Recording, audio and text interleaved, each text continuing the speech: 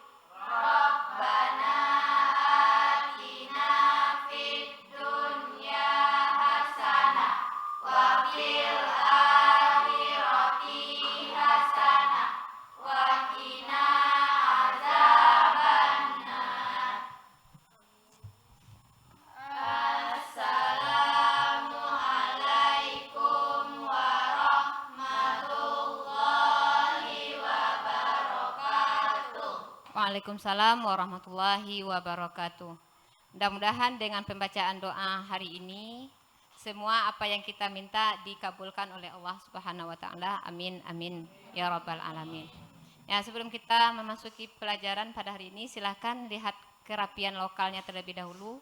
Apakah mejanya sudah lurus atau bagaimana? Nah, ini perbaiki sedikit. Luruskan dikit. Ya, ada bisa? Ya. Nah. Ya. Oke. Sebelum kita memulai pelajaran, ada yang membaca ayat suci Al-Qur'an. Nah, sekarang giliran siapa? Ya, silakan Vanessa. A'udzu billahi minasy syaithanir rajim. Bismillahirrahmanirrahim. Alif Lam Mim.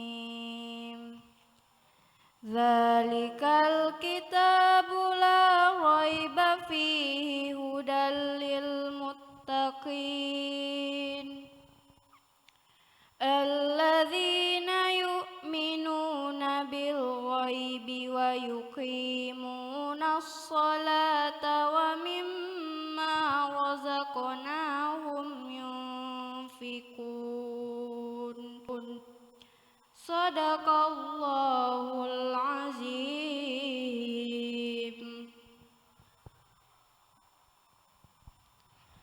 Berselindung aku kepada Allah dari godaan syaitan yang terkutuk, dengan menyebut nama Allah yang Maha Pengasih lagi Maha Penyayang. Terjemahan Quran Surat Al-Baqarah dari ayat 1 sampai ayat 5. Alif Lam Mim. Kitab Al-Quran ini tidak ada keraguan padanya, petunjuk bagi mereka yang bertakwa, yaitu mereka yang beriman kepada yang gaib. Maha benar Allah dari segala firman-Nya. Ya, mudah-mudahan dengan pembacaan ayat suci Al-Quran tadi, untuk selanjutnya Ibu cek kehadiran kita pada hari ini. Ya, Ibu absen terlebih dahulu.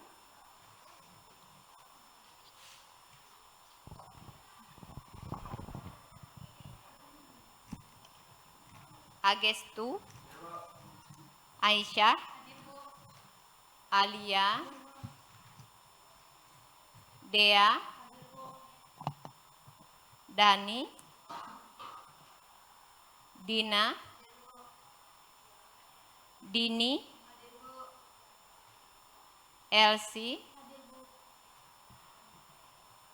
Fadlan, Farel, Latifa, Maini, Melani, Mini, Nazwa, Nisa, Nurfariania, Rima, Salsabila, Sheren, Saripah Aini, Syifa, Taufik, Tessa, Vanessa. Hadir, Bu. Oke, alhamdulillah kita hadir semuanya ya. Nah, terus selanjutnya, nah untuk meningkatkan rasa nasionalisme pada diri kita, maka kita akan bersama-sama menyanyikan salah satu lagu wajib nasional.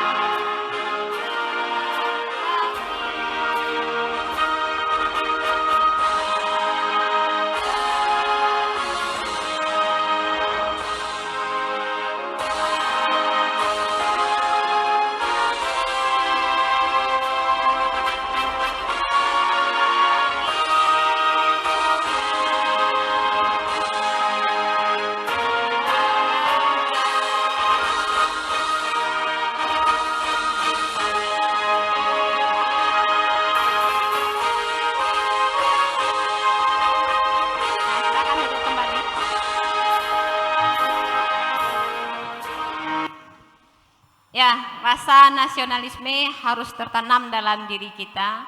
Jangan sampai hanya hafal lagu-lagu yang bertemakan tentang cinta-cinta saja. Ya, Yud,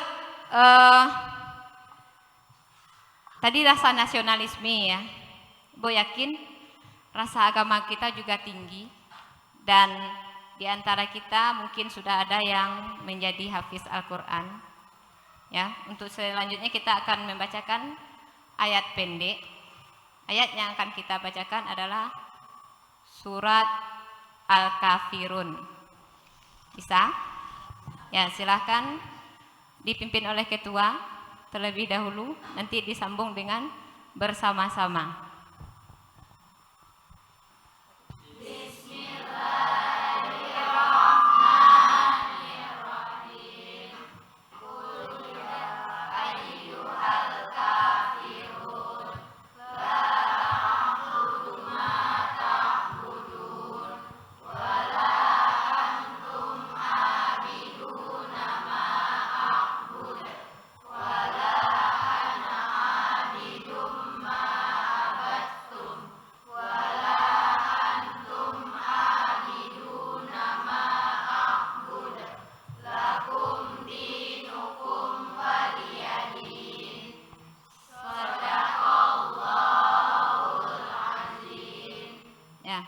Yang namanya kitab suci, ya, karena kita umat Islam, kitab suci kita adalah Al-Quran.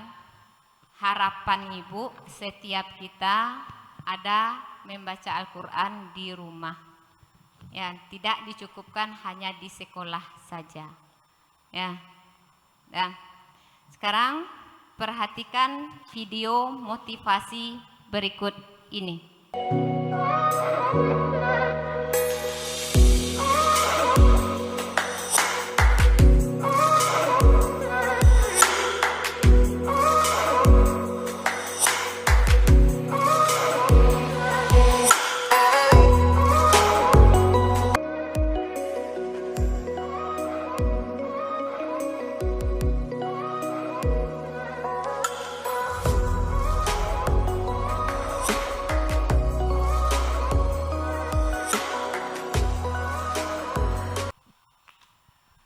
Baiklah, kata motivasi yang kita dapatkan dari video tersebut adalah kegagalan adalah guru terbaik bagimu, maka belajarlah darinya. Sekian jawaban saya. Assalamualaikum warahmatullahi wabarakatuh. Ya, terima kasih atas jawabannya. Berarti setiap kegagalan yang kita dapatkan, jangan mudah untuk putus asa. Karena dari kegagalan yang kita dapatkan itu bisa kita belajar darinya, berusaha untuk tidak gagal untuk selanjutnya. Nah, sebelum kita melanjutkan pelajaran kita pada hari ini kepada titik permasalahan, yaitu tentang penyelenggaraan jenazah. Sebelumnya kita sudah menerima rapor semuanya? Sudah. Bagaimana nilainya anak-anak Ibu? Alhamdulillah. Ada yang baik, ada yang tidak. Ya, harapan Ibu bagi yang baik jangan merasa sombong, berusaha untuk lebih meningkatkannya. Bagi yang belum, berusaha untuk memperbaikinya. Pasti bisa. Tergantung kepada diri kita masing-masing. Kita ini tidak ada yang bodoh, nak. Kita semuanya punya memang manusia itu keunggulannya adalah dikasih akal pikiran. Nah, sebelumnya pada semester yang lalu kita telah membahas tentang menghormati guru. Kira-kira siapa yang masih ingat materi tentang menghormati guru? Assalamualaikum warahmatullahi wabarakatuh. Waalaikumsalam warahmatullahi wabarakatuh. Baiklah, perkenalkan saya Aisyah Putri Pratama. Di sini saya akan menjawab pertanyaan dari Ibu Guru, yaitu apa saja materi yang kita pelajari pada bab sebelumnya. Pada bab sebelumnya kita belajar tentang cara menghormati dan patuh kepada guru. Ayat yang menjelaskannya yaitu terdapat dalam surah Al-Fatir ayat 38 yang memiliki arti, dan demikian pula di antara manusia, makhluk bergerak yang bernyawa dan hewan-hewan ternak yang ada di bermacam-macam warnanya serta jenisnya. Di antara hamba-hamba Allah yang takut kepadanya hanyalah para ulama. Sungguh Allah Maha Perkasa dan Maha Pengampun. Dan berikut beberapa cara berbakti kepada guru. Banyak cara yang dapat kita lakukan sebagai seorang siswa dalam berakhlak kepada guru. Di antaranya yaitu 1. Menghormati dan memuliakan serta mengikuti nasihat yang diberikan oleh guru kepada kita semua. Yang selanjutnya yaitu mengamalkan ilmu dan membagikannya kepada orang lain agar bermanfaat bagi kita semua. Yang ketiga yaitu tidak melawan, menipu serta membuka rahasia guru tersebut. Yang keempat yaitu memuliakan keluarga dan sahabat karib guru. Selanjutnya, murid harus mengikuti sifat guru yang dikenal dengan baik akhlak, tinggi ilmu dan keahlian, serta berwibawa dan memiliki sifat yang berkasih dan sayang. Yang nomor 6 yaitu murid harus mengagungkan guru dan meyakini kesempurnaan ilmunya. Orang yang berhasil hingga menjadi ilmuwan besar sama sekali tidak boleh berhenti menghormatinya. Baiklah, hanya itu yang dapat saya jelaskan. Sekian dari saya. Masih ada tambahan? Ya, silakan Aldi. Assalamualaikum warahmatullahi wabarakatuh. Perkenalkan, saya Taufik Ninaldi akan menambah pernyataan Aisyah tadi, yaitu di antara hikmah berbakti kepada guru adalah yang pertama mendapatkan kemuliaan di sisi Allah, sebab hormat kepada guru adalah termasuk perilaku yang terpuji. Yang kedua, dimudahkan jalannya dalam mendapatkan ilmu serta dibuka jalan pikirannya agar mudah memahami ilmu tersebut. Yang ketiga yaitu ilmu yang didapat dari guru akan menjadi berkah dalam kehidupannya sehingga banyak kebaikan yang muncul darinya. Yang keempat, terhindar dari dosa dan perasaan bersalah. menyesal dan sebagainya karena tidak hormat kepada guru. Yang kelima, mendapatkan kecintaan dan kasih sayang dari guru. Yang keenam, mendapatkan kemuliaan dan kehormatan di mata manusia. Sebab mereka yang hormat kepada guru tentu saja baik budinya. Ya, itu materi kita pada semester sebelumnya. Nah, untuk materi kita pada hari ini yaitu tentang penyelenggaraan jenazah. Tujuan kita mempelajarinya adalah yang pertama, setelah mengamati PowerPoint, peserta didik dapat menelaah tentang pelaksanaan penyelenggaraan jenazah dengan baik dan benar. Setelah melakukan literasi bahan ajar digital, peserta didik dapat menelaah tentang pelaksanaan penyelenggaraan jenazah dengan baik dan benar. Setelah melaksanakan pembelajaran melalui model problem based learning, peserta didik dapat membuktikan tentang pelaksanaan penyelenggaraan jenazah dengan baik dan benar. Setelah melakukan literasi bahan ajar digital, peserta didik dapat diharapkan dapat membuktikan pelaksanaan penyelenggaraan jenazah dengan baik dan benar. Jadi tujuan akhir dari kita mempelajari penyelenggaraan jenazah ini, kita dapat melaksanakan yang namanya kewajiban kita terhadap jenazah, terutama terhadap jenazah keluarga kita.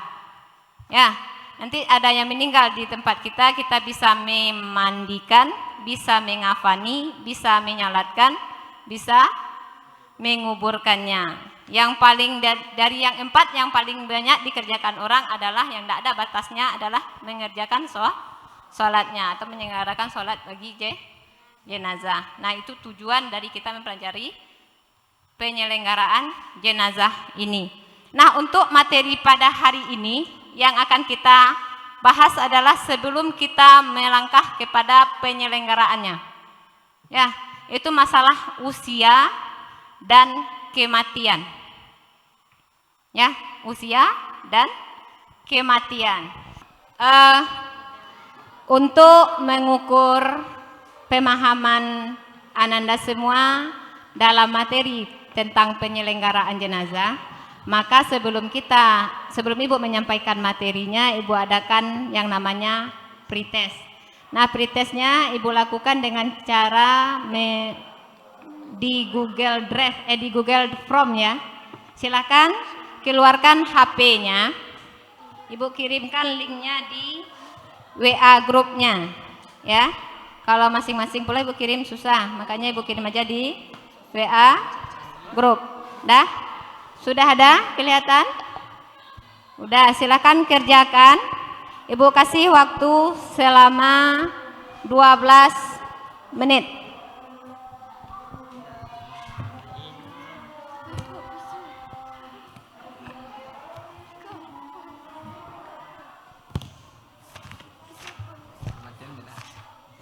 Udah?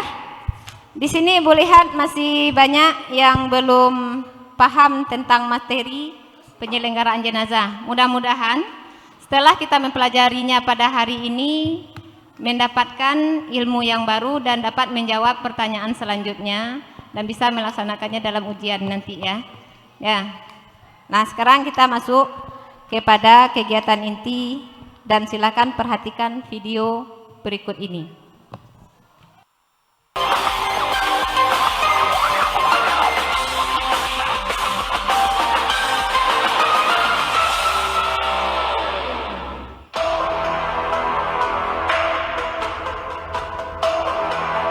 Tak ada yang pasti dalam hidup ini kecuali kematian. Tak ada yang lebih dekat dari apapun kecuali kematian. Kematian adalah hal yang tidak bisa ditolak setiap manusia. Tak ada siapapun jua yang tahu kapan ajal datang menjemput. Bisa dalam kondisi sehat, bahagia, atau bahkan sedang mendekatkan diri kepada Tuhan, malaikat maut akan selalu mengikutimu.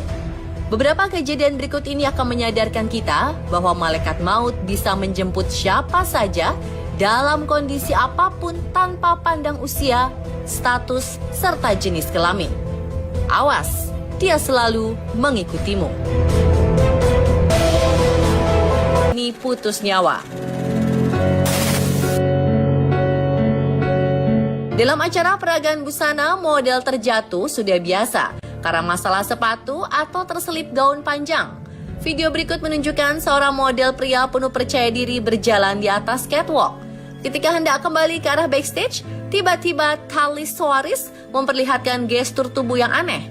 Ia oleng dan jatuh tersungkur ke arah depan.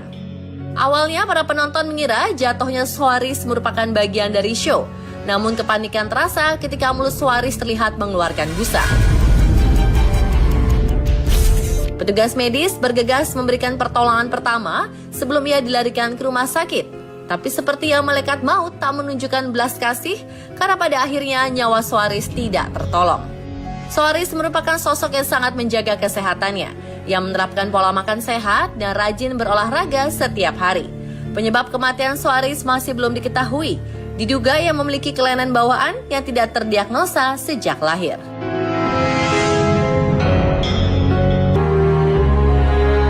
Ketika sedang beribadah sekalipun, tak berarti sang maut akan segan untuk menjemput. Terekam detik-detik seorang imam Masjid Raya Muara Labuh di Kabupaten Solok Selatan tiba-tiba ambruk ketika sedang memimpin sholat. Dalam sujud terakhirnya, beliau nampak tak sanggup berdiri dan hanya duduk di sisi mimbar sampai akhirnya terkapar di lantai. Sontak jamaah paling depan bergegas menolong dan setelah dilarikan ke rumah sakit, beliau dinyatakan meninggal dunia. Nah, dari penayangan video tadi dan PowerPoint yang Ibu tayangkan sebelumnya, dapat kita amati ya. Nah, pertanyaan yang muncul sekarang adalah, apa dalil tentang kematian? Ya, silakan Melani.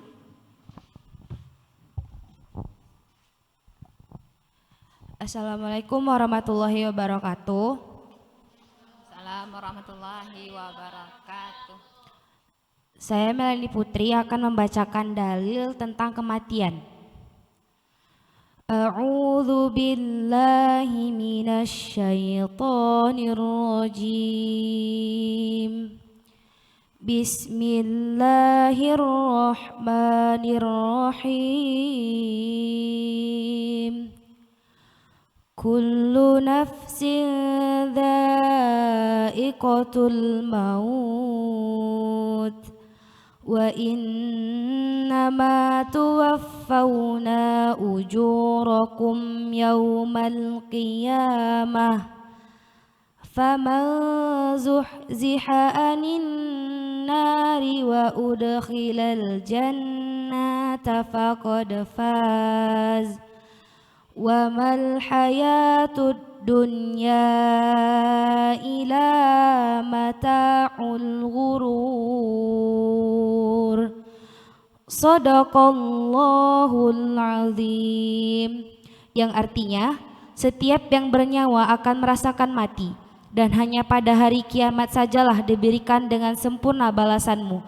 Barang siapa dijauhkan dari neraka dan dimasukkan ke dalam surga, sungguh dia memperoleh kemenangan. Kehidupan dunia hanyalah kesenangan yang memperdaya. Bahwa Allah menegaskan setiap yang bernyawa pasti akan mati dan tidak ada nada yang tepat menghalanginya. Setelah kematian tersebut, kita akan bertanggung jawab apa yang telah kita kerjakan selama hidup di dunia. Ya, berarti dalam surat terdapat dalam surat Al-Imran ayat 185. Ali Imran ayat 185.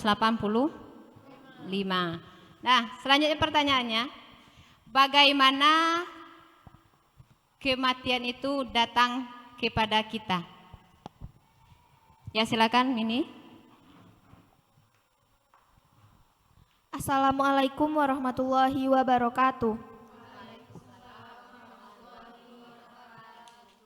Baiklah, saya Mini Yeldi akan menjawab pertanyaan dari Ibu, yaitu bagaimana kematian akan datang kepada kita.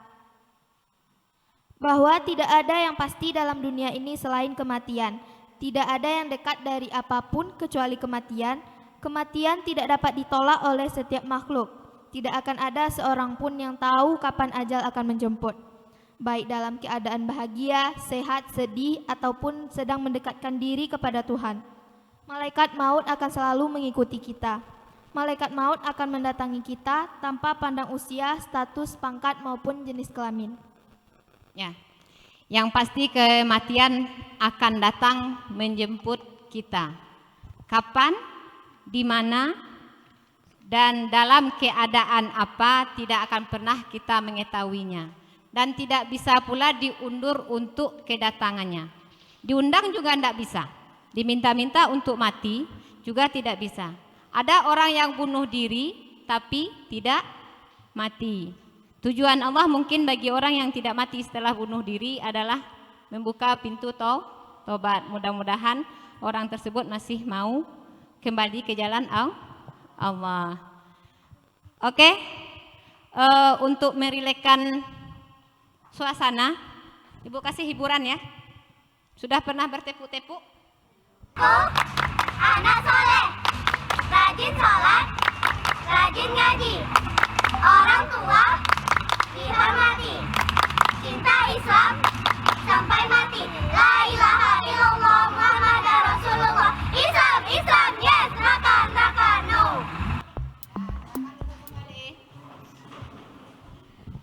Oke, untuk selanjutnya kita akan kerja kelompok. Silahkan susun kelompoknya sesuai yang telah Ibu bagi sebelum kita memulai pelajaran tadi. Ya, silakan kelompok 1, 2, dan 2, 3, dan 4. Untuk pembahasannya, kelompok 1 dan 2 sama-sama membahas tentang dalil kematian. Nah, kelompok 1 dengan kelompok 2 sama-sama membahas tentang dalil kematian. Kelompok 3 dengan kelompok 4 sama-sama membahas tentang kewajiban umat Islam terhadap umat Islam lainnya. Udah? Bisa dipahami pembagian kelompoknya? Udah? Ya, silakan kelompok 1 dan 2 tentang dalil masalah kematian, kelompok 3 dan 4 tentang kewajiban seorang umat Islam terhadap umat Islam lainnya. Baik, waktu yang telah Ibu berikan setelah selesai, ini waktunya untuk kita mempresentasikan hasil diskusi kelompok kita. Nah, ya kita mulai dari kelompok 1. Nah, silakan kelompok 1. Oke, selanjutnya karena kelompok 1 dan kelompok 2 telah selesai mempresentasikan hasil diskusinya, kita minta kepada kelompok 3 untuk mempresentasikan hasil diskusinya. Ya, karena kelompok 3 ini tadi sama materinya dengan kelompok 4. Nanti kalau ada pertanyaan, kelompok 4 juga boleh menolong atau membantu kelompok 3 untuk menjawabnya. Mana tahu ada tambahan atau bagaimananya. Ya, silakan. Baiklah, kami dari kelompok 3 akan menampilkan hasil diskusi kami yang akan disampaikan oleh Dina, Dini, dan Seren. Kepada Dina, Dini, dan Seren dipersilahkan. Assalamualaikum warahmatullahi wabarakatuh. Baiklah, saya akan membacakan materinya. Kewajiban umat muslim terhadap muslim lainnya. 1. Kewajiban muslim terhadap muslim lain yang dalam sakaratul maut. Yang pertama, menghadapkan ke arah kiblat kalau memungkinkan. 2. Membacakan talqin. Orang yang sedang menghadapi kematian dianjurkan untuk melazimkan bacaan kalimat tauhid, la ilaha illallah.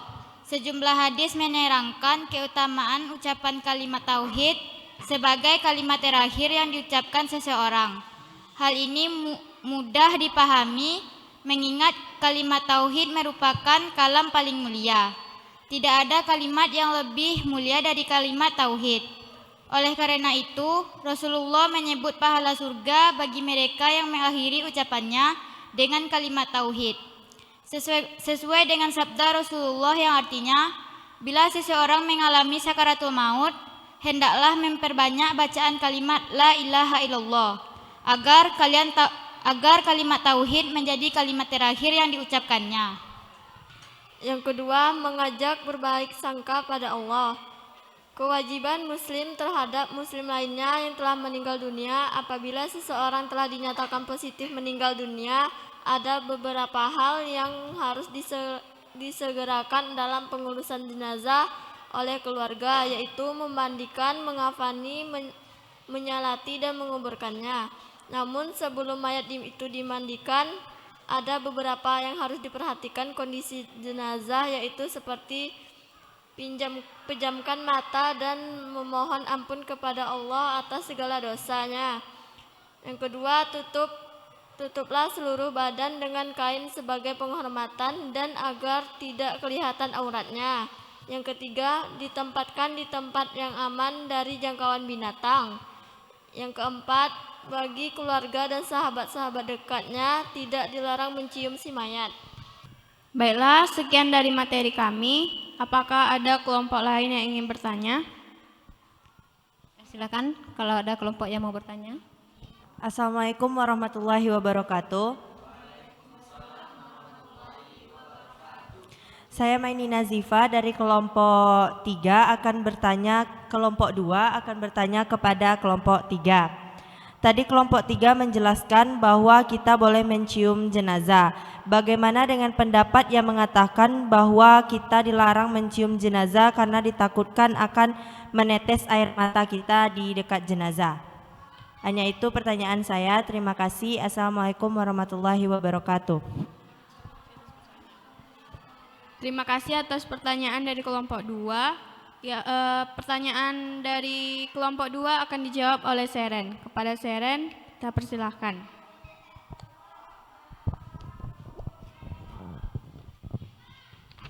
Baiklah, saya akan mewakili kelompok 4 untuk menjawab pertanyaan dari kelompok 2. Maksud larangan mencium jenazah dan takut akan menetes air mata kepada jenazah adalah agar kita tidak mengotori jenazah dengan air mata. Makanya diganti kalimat itu dengan menyakiti jenazah. Kita boleh saja menangis ketika ada keluarga kita yang meninggal dunia. Yang tidak diperbolehkan adalah meratapi jenazah atau menyesali kepergiannya. Sekian.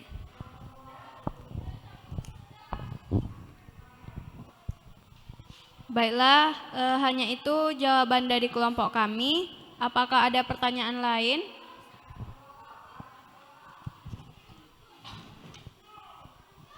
Assalamualaikum warahmatullahi wabarakatuh. Saya Nisa Aulia dari kelompok 2 akan bertanya kepada kelompok 3. Apakah boleh kita menangis ketika ada salah seorang anggota keluarga kita yang meninggal dunia? Baiklah, pertanyaan dari Nisa tersebut akan dijawab oleh Aisyah. Kepada Aisyah, kita persilahkan. Baiklah, di sini saya akan menjawab pertanyaan dari kelompok 2. Jawaban dari pertanyaan kelompok 2 ialah kita boleh saja menangis ketika ada keluarga kita yang meninggal dunia. Yang tidak boleh adalah meratapi jenazah tersebut atau menyesali kepergiannya. Apakah Nisa paham dengan jawaban dari kelompok kami?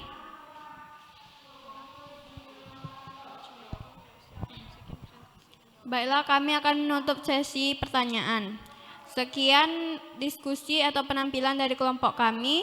Kami sudahi dengan Assalamualaikum warahmatullahi wabarakatuh. Waalaikumsalam warahmatullahi wabarakatuh. Dengan berakhirnya penampilan dari kelompok 3 dan 4, maka sesi diskusi kita juga berakhir. Silahkan duduk sesuai dengan seperti sebelum diskusi kita mulai.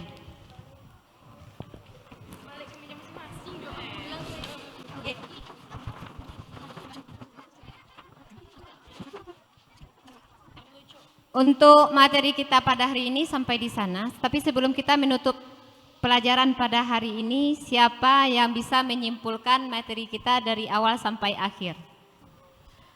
Assalamualaikum warahmatullahi wabarakatuh. Baiklah, saya akan menyampaikan kesimpulan materi kita hari ini. Yang pertama yaitu setiap yang bernyawa pasti akan mengalami kematian. Dan yang kedua yaitu bahwa tidak ada yang dapat melawan yang namanya kematian. Yang ketiga, kita tidak tahu kapan kematian itu akan datang. Yang keempat, dalil tentang kematian yang terdapat dalam surat Ali Imran ayat 185. Dan yang terakhir yaitu kewajiban umat muslim terhadap muslim lain. Baiklah, hanya itu kesimpulan dari saya. Assalamualaikum warahmatullahi wabarakatuh. Ada tambahan? Ya, silakan. Assalamualaikum warahmatullahi wabarakatuh. Waalaikumsalam warahmatullahi wabarakatuh. Baiklah, saya akan menambahkan kesimpulan dari SIPA. Yang pertama, kewajiban muslim terhadap muslim lain yang dalam sakaratul maut, yakninya menghadap ke arah kiblat kalau memungkinkan. Yang kedua, membaca talqin. Yang ketiga, mengajak berbaik sangka kepada Allah. Kewajiban muslim terhadap muslim lain yang telah meninggal dunia, apabila seseorang telah dinyatakan positif meninggal dunia, ada beberapa hal yang harus disegerakan dalam pengurusan jenazah oleh keluarganya, yaitu memandikan, mengafani, menyalati, dan menguburnya. Namun, sebelum mayat itu dimandikan, ada beberapa hal yang harus diperhatikan terhadap kondisi jenazah, yaitu seperti berikut. Pejamkan matanya dan mohonkanlah ampun kepada Allah atas segala dosanya. Tutuplah seluruh badannya dengan kain sebagai penghormatan agar tidak kelihatan auratnya. Ditempatkan di tempat yang aman dari jangkauan binatang. Yang terakhir, bagi keluarga dan sahabat-sahabat dekatnya tidak dilarang mencium si mayat. Baiklah, hanya itu kesimpulan dari saya. Assalamualaikum warahmatullahi wabarakatuh. Ya, itu kesimpulan materi kita pada hari ini, bahwa kematian itu pasti akan datang kepada kita dan ada kewajiban kita terhadap orang yang telah meninggal. Oke? Untuk evaluasi pada hari ini, Ibu adakan melalui Google Form. Silahkan keluarkan HP-nya. Ya, Ibu kirimkan linknya di sana. Ya. Silakan jawab dalam waktu 10 menit. Soalnya ada 10. Jawab dalam waktu 10 menit.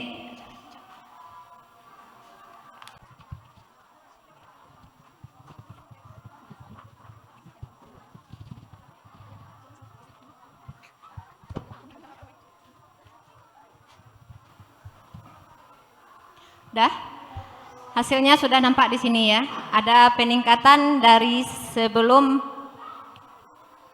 latihan sebelum kita lakukan, yaitu pada sesi pretest tadi. Mudah-mudahan untuk selanjutnya ada lagi peningkatan pada nilai kita. Nah, bagaimana pelajaran kita pada hari ini? Ya, Ibu minta yang mengasih pendapat itu spontan 2 orang ya. Assalamualaikum warahmatullahi wabarakatuh. Waalaikumsalam warahmatullahi wabarakatuh. Baiklah, saya pada Sendah ingin mengatakan kepada Ibu kalau pelajaran kita hari ini sangat menyenangkan. Kami mendapat banyak ilmu untuk hari ini. Mungkin hanya itu, Bu. Terima kasih. Assalamualaikum warahmatullahi wabarakatuh. Waalaikumsalam warahmatullahi wabarakatuh. Ya, mudah-mudahan untuk selanjutnya bisa kita terapkan materi kita atau pelajaran modelnya seperti yang kita buat seperti sekarang ini, dan kita tambah dengan hal-hal yang dapat memotivasi kita untuk melaksanakan yang namanya pembelajaran. Oke, untuk tindak lanjut silahkan hasil diskusi yang kalian buat tadi ya, silahkan masukkan ke dalam LKPD yang telah Ibu buat dan sudah Ibu share linknya di grup ya. Silahkan kerjakan nanti di rumah, bukan di sekolah ya. Dah, untuk minggu depan materi kita adalah tentang penyelenggaraan jenazah itu sendiri, dari semenjak memandikan, mengafani, menyalatkan, dan menguburkan. Berarti kalau kita mengafani, menyalatkan, menguburkan, dan memandikan tadi pasti ada mayatnya ya.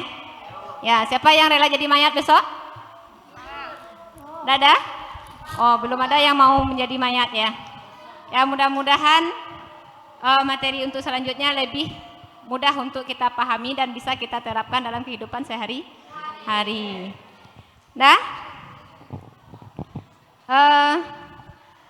Dengan berakhirnya pelajaran kita pada hari ini, kita tutup pelajaran dengan membacakan hamdalah.